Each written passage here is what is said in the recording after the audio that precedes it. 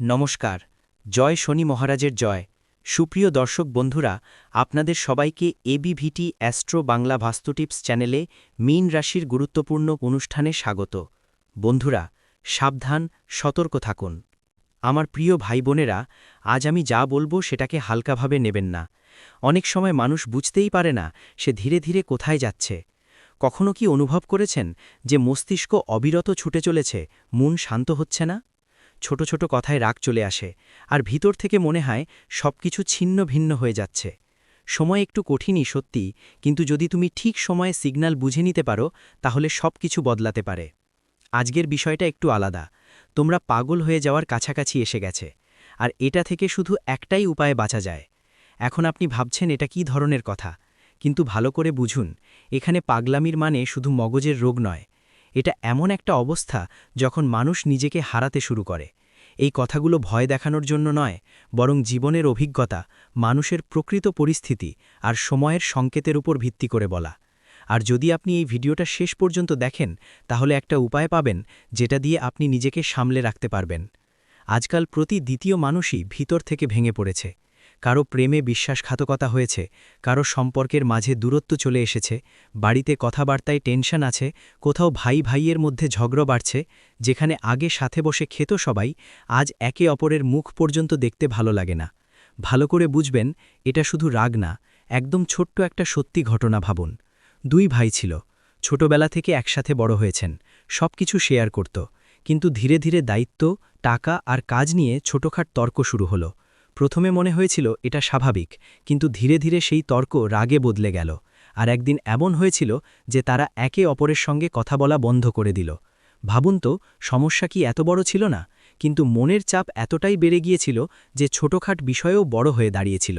অনেকেই এই ভুলটা করে, তারা তাদের মস্তিষ্ককে বিশ্রাম দেয় না, সবসময় মোবাইল, সোশ্যাল মিডিয়ায় ঘুরে বেড়ায়, অন্যদের জীবন দেখে, নিজেকে তাদের সাথে তুলনা করে। যদি তুমি এই অবস্থায় থাকো, তাহলে একে হালকাভাবে নাও না। কারণ যখন মন শান্তি পায় না, যদি না পাও, ধীরে ধীরে মানুষ নিজের উপর নিয়ন্ত্রণ হারাতে শুরু করে। আর এটাই সেই প্রথম ধাপ যেখানে পাগল হওয়ার প্রক্রিয়া শুরু হয়। তুমি যদি এমন অবস্থায় থাকো, তাহলে একটু খেয়াল করো। আর একটা বড় লক্ষণ যা বেশিরভাগ মানুষ এড়িয়ে যায়, তা হলো বেনিজির রাগ আসা আর ছোটখাট ব্যাপারে ঝগড়াঝাটি করা। আগে যা কথা শুনে তুমি হাসতেও পারত, এখন সেই একই কথা তোমার মন খারাপ করে। বাড়িতে কেউ কিছু বললেই তাড়াতাড়ি রেগে যাও, প্রতিটা কথায় কণ্ঠস্বর উঠে যায়। অনেক সময় পরিস্থিতি এমন পর্যায়ে পৌঁছে যায় যে ভাই ভাইয়ের মধ্যেও ঝগড়া শুরু হয়ে যায়। যেখানে আগে সাথে বসে খেত সবাই, আজ একে অপরের মুখ পর্যন্ত দেখতে ভালো লাগে না। ভালো করে বুঝবেন, এটা শুধু রাগ না। শুধু তাকেই ঠিকঠাকই মনে করে চলে। যদি তুমিও ছোটখাট জিনিসে বিরক্ত হয়ে যাও, তাহলে এটা হালকাভাবে নেবে না। কারণ যখন গুস্সা নিয়ন্ত্রণের বাইরে চলে যাবে, তখন মানুষ নিজেই নিজের সম্পর্ক ভাঙতে শুরু করে। আর এইটাই দ্বিতীয় ধাপ, যেখানে মানুষ ভিতর থেকে ভেঙে পড়তে থাকে। এটাই দ্বিতীয় ধাপ, যেখানে মানুষ ভিতর থেকে ভেঙে পড়তে থাকে। যদি আপনি এই অবস্থায় থাকেন, তাহলে খেয়াল করুন, পঞ্চম সংকেতটা খুব গভীর, এবং অনেকেই এটা শুধু শারীরিক দুর্বলতা মনে করে, কিন্তু সত্যিটা আলাদা। যখন মন ভেঙে যেতে থাকে, তখন শরীরও সংকেত দিতে শুরু করে। আপনি দেখেছেন হয়তো, কোনো বড় অসুখ ছাড়াই মাথা ভারী থাকে, ঘুম ঠিকমতো হয় না, হৃদয় উৎকুণ্ঠিত হয়, পেট খারাপ থাকে, বারবার ক্লান্ত লাগছে, ডাক্তারের কাছে গিয়েছিলাম, রিপোর্টও মাঝে মাঝে ঠিক আসে, তবুও মনে হয় কিছু একটা ঠিক নেই। ভালো করে ভাবো, এটা শুধু শরীরের সমস্যা নয়, এটা মনের চাপের প্রভাব। একটা ছোট ঘটনা বলি। একজন মানুষ ছিল, তার কাজ ভালো চলছিল না, বাড়িতেও চাপ ছিল। ধীরে ধীরে তার শরীর খারাপ হতে লাগল। সে প্রতি সপ্তাহে ডাক্তারের কাছে যেত, ওষুধ নিত, কিছুদিন ভালো থাকত, তারপর আবার একই অবস্থা। একদিন একজন বৃদ্ধ তাকে জিজ্ঞেস করল, তোমার সত্যিই অসুখ আছে নাকি মনের বোঝা বেশি? সে চুপ হয়ে গেল, কারণ সে বুঝে গেছি সমস্যা শরীরের চেয়ে বেশি মনেই ছিল। অনেকেই এই ভুলটা করে, তারা শুধু ওষুধ খেয়ে সুস্থ হওয়ার আশা করে, কিন্তু নিজের মন ঠিক করার চেষ্টা করে না। যদি আপনার স্বাস্থ্যের অবস্থা বারবার খারাপ হচ্ছে আর কারণ বোঝা যাচ্ছে না, তাহলে এটার কথা হালকাভাবে নেবেন না। কারণ যখন মন অসুস্থ হয়, তখন শরীরও সঙ্গ দেওয়া বন্ধ করে দেয়। আর এটাই সেই পঞ্চম ধাপ, যেখানে মানুষ পুরোপুরি ক্লান্ত হয়ে পড়ে। ভালো করে বুঝুন, এটা এমন একটা অবস্থা যেখানে মানুষ সবচেয়ে বেশি দুর্বল হয়ে যায়। ষষ্ঠ লক্ষণ হল আশা ধীরে ধীরে শেষ হয়ে যাওয়া। এখন একটু নিজেকে জিজ্ঞেস করো, আগে কি তুমি তাড়াতাড়ি হাল ছেড়ে দিতেই, কিন্তু এখন তো সামান্য সমস্যাতেই মন খারাপ হয়ে যায়। আগে কি তুমি লড়াই করো, চেষ্টা করো, কিন্তু এখন মনে হয় ছেড়ে দাও, আমার থেকে হবে না।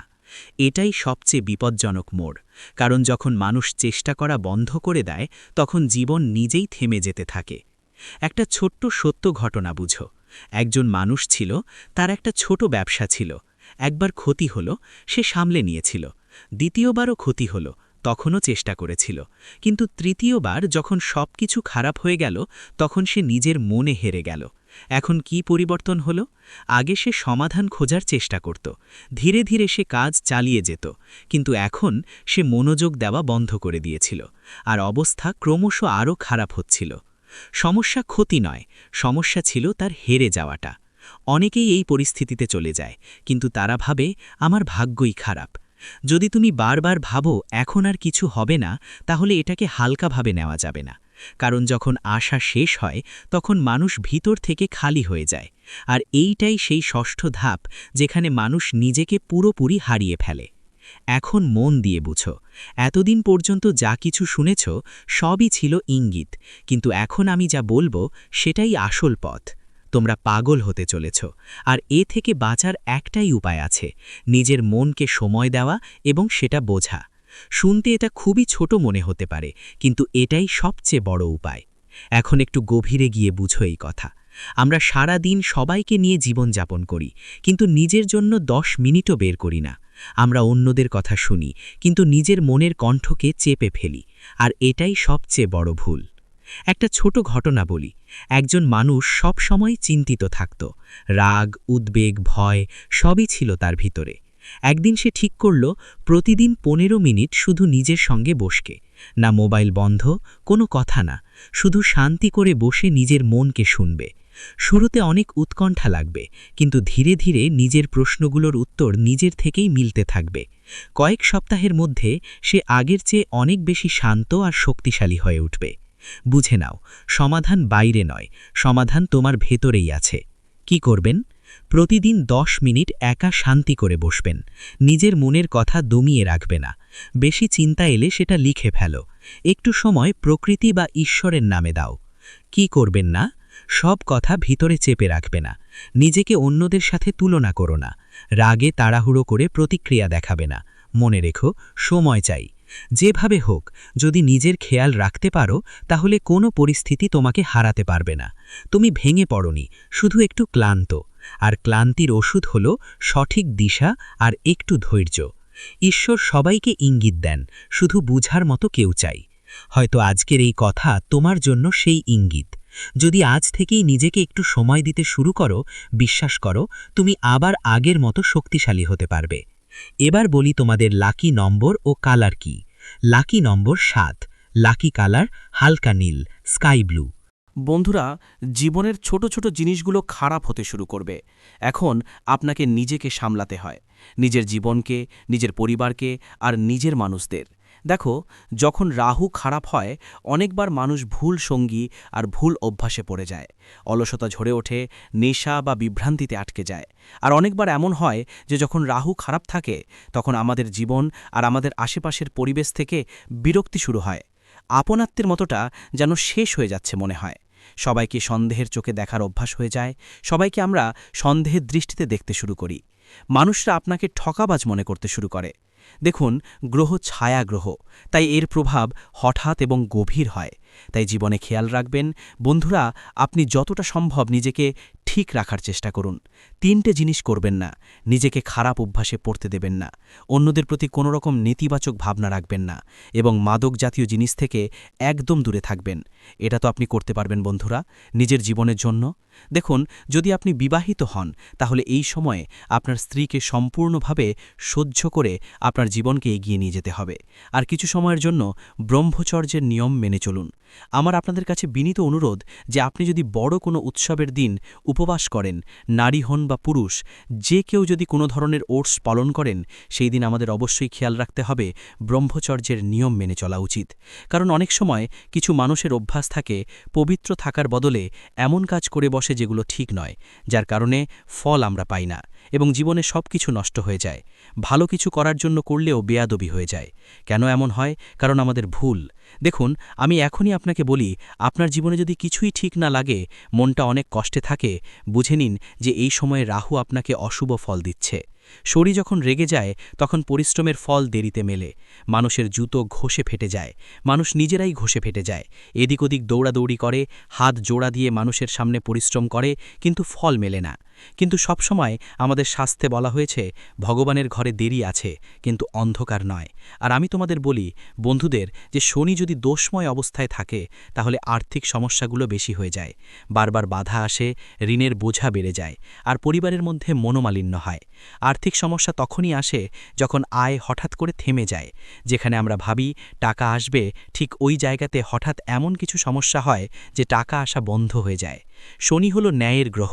আমাদের শাস্ত্র সবসময় বলে এসছে ন্যায়ের দেবতা আর কর্মের দেবতাকে শনি বলা হয়। শনিদেব এখন শুধুই ন্যায়পরায়ণ গ্রহ এবং কেবল কর্মের ভিত্তিতে ফল দিয়ে থাকেন। যদি কেউ অলস হয়, অন্যদের অধিকার ছিনিয়ে নেয় বা বাবা মায়ের অসম্মান করে, তাহলে শনি আরও বেশি কষ্ট দেন। এখন এই অভ্যাসগুলো তোমাকে পরিবর্তন করতে হবে। কেমন করে অলসতা চেক করতে হয় সেটা শেখো। সবাই তার নিজের পরিশ্রমে আয় করছে, রক্ত ঘাম ঝরিয়ে নিজের জীবন চালিয়ে যাচ্ছে, তাই তোমার কোনো অধিকার নেই তাদের পরিশ্রম ছিনিয়ে নেওয়ার। কিন্তু ছিনতাই করা মানুষ কখনোই সুখী থাকে না। শুরুতে হয়তো সে বেশ খুশি থাকে, কিন্তু শেষে তাকে কষ্টই ভোগ করতে হয়। আর মা বাবার সেবা হলো সবচেয়ে সত্যি সেবা, কারণ মা বাবার সেবাই স্বর্গ আছে। তাই বন্ধুদের উচিত তাদের অবজ্ঞা না করা, তাদের স্বাস্থ্যের বিশেষ খেয়াল রাখা এবং তাদের ছোট ছোট দরকার মেটানো। যদি তারা তোমার কাছে কিছু চায়, তাহলে তাড়াতাড়ি তাদের সেই দরকার পূরণের চেষ্টা করো। এখন দেখো, রাহুকে খুশি করার উপায় খুব সহজ। কি করতে হবে? শনিবার বা বুধবার রাহুর বীজমন্ত্র ওং ভ্রাং ভ্রাং সাহা রাগাহে নামাহা 108 বার জপ করুন। আর আমি আপনাদের সবাইকে বলছি বন্ধুদের, এই সময় যতটা সম্ভব আপনাদের পুণ্যের কাজ করতে হবে। যেমন কোনো দরিদ্র মানুষের সাহায্য করা, কিছু খাবারের দান করা। জীবনে 3 ধরনের দান সবচেয়ে বড় দান হিসেবে বিবেচিত: অন্নদান, জলদান আর সেবাদান। দেখুন, আপনার বাড়ির আশেপাশে যদি কোনো ছোট বা বড় হাসপাতাল থাকে যেখানে মানুষ তাদের চিকিৎসা করাচ্ছে, তাহলে সেখানে গিয়ে তাদের জন্য কিছু ফল দেবেন।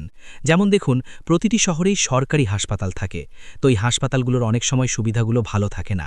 অনেকেই সেখানে গিয়ে দানও করে। কেউ কেউ গোশালায় গিয়ে দান করে, কেউ অনাথ আশ্রমে, কেউ বৃদ্ধাশ্রমে। দান করার মহিমা অনবদ্য। ভগবান শ্রীকৃষ্ণ বলেছেন, যে ব্যক্তি দান করে সে দানের মধ্যে প্রবেশ করে, আর দাতা কখনো দুঃখ পায় না, কষ্ট পায় না। কিন্তু পরমাত্মা এখন তোমাদের পরীক্ষা নেবেন, কারণ তুমি যত ভালো কর্ম করবে ততই তোমাদের জন্য ভবিষ্যতে ভালো পরিকল্পনা তৈরি হবে। জীবন সম্পর্কে বলছি, পরিস্থিতি ধীরে ধীরে ঠিক হয়ে যাবে। দেখো, জীবনে যখন টাকা আসে তখন এত আসে যে আমরা সামলাতে পারি না, আর যখন আসে না তখন 10 টাকা, 14 টাকা, 20 টাকার জন্য আমরা কষ্ট পাই। তো এই মুহূর্তে তোমার জীবনে এমন একটা অবস্থা তৈরি হবে যেখানে তুমি টাকা বিনিয়োগ করেছিলে, যেখানে তুমি ভালো পরিমাণ টাকা ঢেলেছিলে, সেখান থেকে তোমাকে রিটার্ন মিলবে। ধৈর্যের ফল সবসময় মিষ্টি হয়। বন্ধুদের, মানুষ টাকা কেন উপার্জন করে? পরিবারের জন্য। মানুষ তার পরিবারের সব দায়িত্ব নেয়, কিন্তু অনেক সময় তাকে ক্ষতি কোথা থেকে হয়? ঠিক সেই একই জায়গা থেকে, সে যেখানে সবচেয়ে বেশি বিশ্বাস পেয়েছিল আর সবচেয়ে বেশি বিশ্বাস দিয়েছিল। বন্ধুদের বলে দিই, তোমাদের বাড়ির আশেপাশে যদি কোনো কুকুর থাকে, তাহলে সেই কুকুরটাকে প্রতি শনিবার একটা রুটি দিতেই হবে, কারণ কালো কুকুরকে শনিবার রুটি দিলে শনিদেবের বিশেষ আশীর্বাদ মেলে। এটা সবচেয়ে সহজ উপায়। দেখো, প্রতিটি ঘরে সকালে ও রাতে খাবার তৈরি হয়, কারণ খেয়ে না হলে কেউ বাঁচতে পারে না। তাই শনিবার দিনে কালো কুকুরকে রুটি অবশ্যই খাওয়াতে হবে। একটু গুড় তার ওপর দিতে হবে আর ঘি দিতে হবে। লাগাতে হবে না, কারণ কুকুর ঘির রুটি খায় না। আপনি চাইলে পুরিও ভাজতে পারেন আর জানিয়ে দিতে পারেন। বন্ধুরা, আপনাদের এই সময় বাড়ি থেকে ভাঙাচোরা জিনিসগুলো দূরে সরিয়ে ফেলতে হবে। দেখুন, যখন ভগবান দেন তখন ছাপ্পার ফাটিয়ে দেন, তাই আমাদের এই সময় কিছু ভুল করার থেকেও বাঁচা উচিত। দেখুন, গরিব মানুষ সবসময় গরিব থাকে, কারণ তার চিন্তা ছোট থাকে। সবসময় মনে রেখো, জীবনে কিছু তোমার হাতে থাকে বা থাকে না, কিন্তু চিন্তা তো তোমার হাতে থাকে। তাই সেই চিন্তাকে বড় করো, কারণ চিন্তা বড় করার মাধ্যমে মানুষ বড় হয়। সফলতার এবং মহানতার প্রথম ধাপ কি? চিন্তা বড় করা। একটা ছোট্ট আমি তোমাকে তথ্যটা দিয়ে দিচ্ছি, মন দিয়ে শোনো। তোমার বাড়ির আশেপাশে যদি কোনো কবরস্থান বা শ্মশানঘাট থাকে, তাহলে ওদিকে একদম যেও না ভবিষ্যতে। কেন? কারণ আজ রাত 11টায় তোমার জীবনে একটা বড় ঘটনা ঘটবে। একটা ছোট্ট ভুলও তোমার বাড়িকে ধ্বংস করতে কোনো কসরত রাখবে না। তোমার স্বপ্ন অনেক বড়, তুমি চাও তোমার জীবনটা আরামদায়ক হোক, জীবনে টাকা কমে না, যা কিছু ছোবে সব তোমার হয়ে যাক। এটা তখনই সম্ভব হবে যখন তোমার কাজকর্ম ভালো থাকবে, তোমার সঙ্গ ভালো হবে, ভালোই থাকবে। ফল আপনি পাবেন। ঈশ্বর আপনার প্রতিটি কষ্টের হিসেব চুকিয়ে দেবেন। ঈশ্বরের আশীর্বাদ এবং নির্ভীক যাত্রা।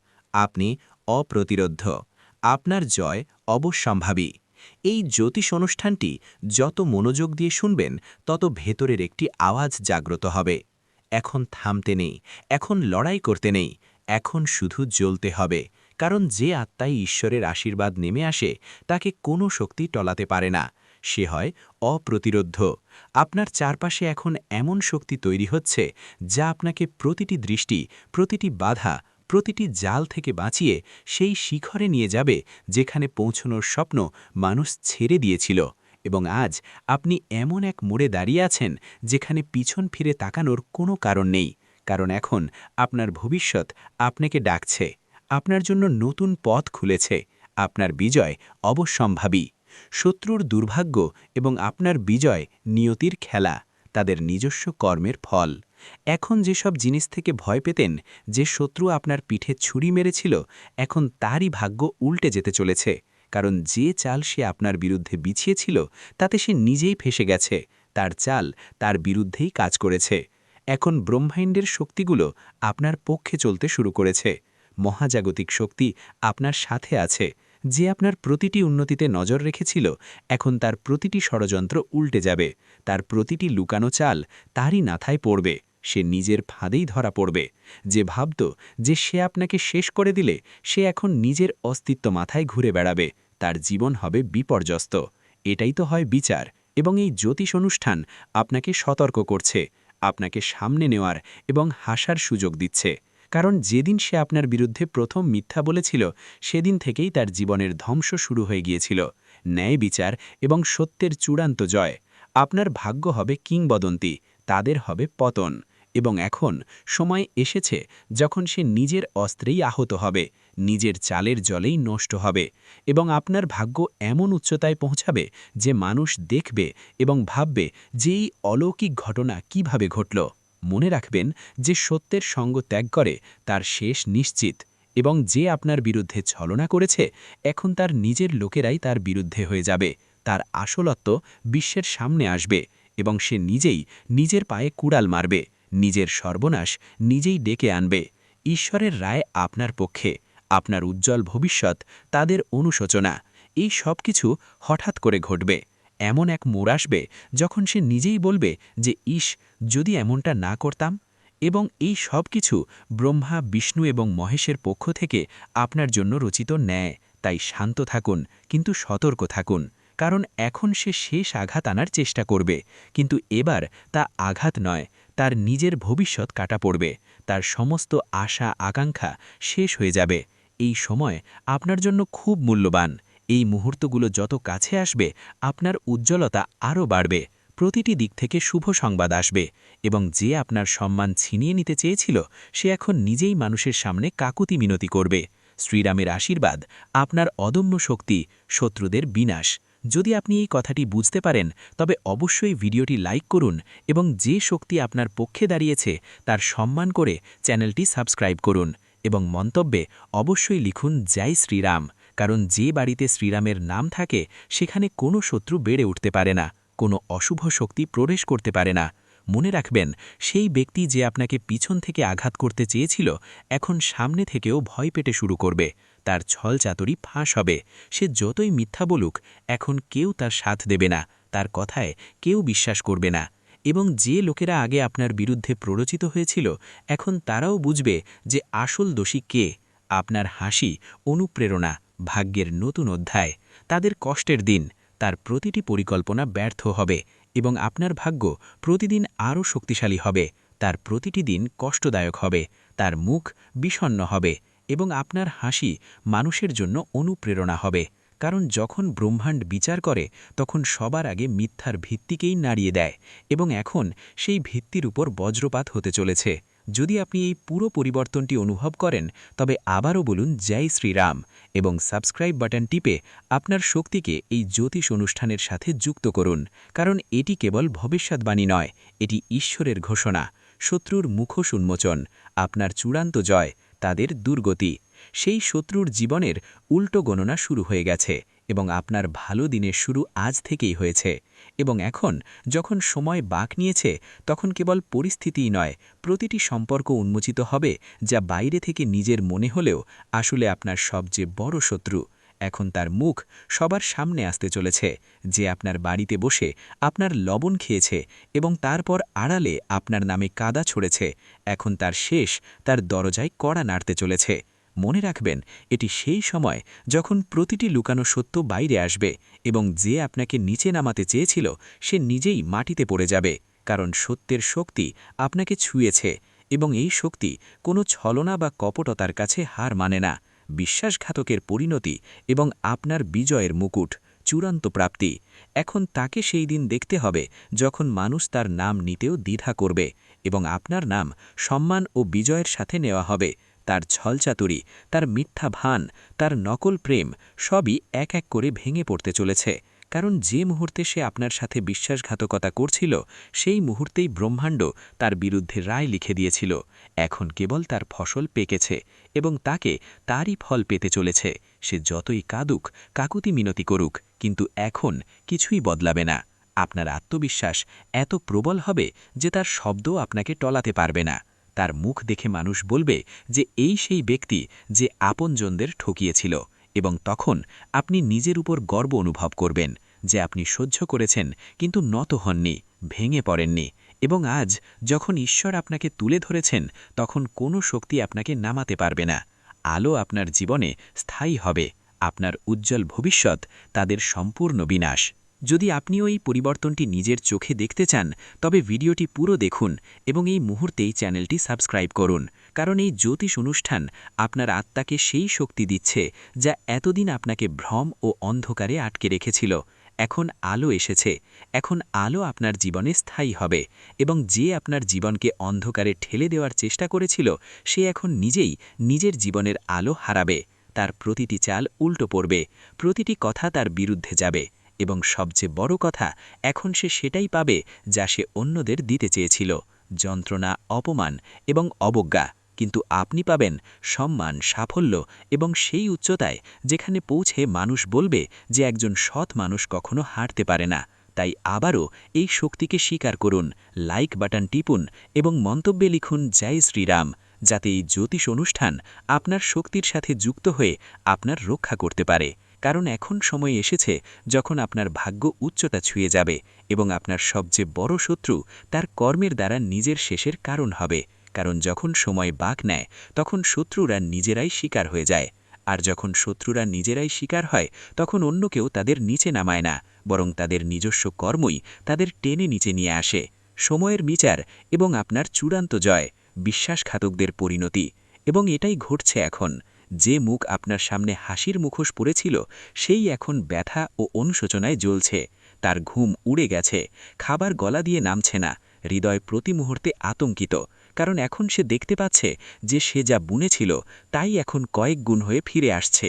এবং সেই মুহূর্ত বেশি দূরে নয় যখন মানুষ তারই উদাহরণ দিয়ে বলবে যে বিশ্বাসঘাতকের এই পরিণাম হয়। আপনার বিরুদ্ধে যত মিথ্যা বলা হয়েছিল এখন সেগুলো সব তারই বলার কাটা হয়ে গেছে, এবং এখন সে লাখ চেষ্টা করেও সত্যকে অস্বীকার করতে পারবে না, কারণ ব্রহ্মাণ্ড তাকে উন্মোচন করার সিদ্ধান্ত নিয়েছে।